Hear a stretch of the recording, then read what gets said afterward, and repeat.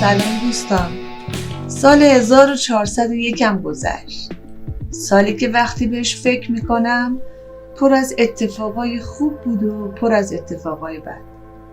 سالی که بارها خندیدم و بارها اشک ریختم، ولی خیلی خوب فهمیدم که تو این دنیا هیچ چیزی ثابت و موندنی نیست. من امسال گاهی زمین خوردم و توان بلند شدن نداشتم، گاهی هم بعد از زمین خوردنم به سرعت بلند شدم و دویدم. از مهمترین درس امسالم این بود که خودم و خانواده‌ام و عاشقانه دوست داشته باشم و در پیشرفت کسب علمم هیچ چیز جلودارم نباشه. سال نو مبارک. امروز اومدم با یه آموزش خوب دیگه از فتوشاپ. با من همراه باشید با امید روزهای بهتر تو سال 1402.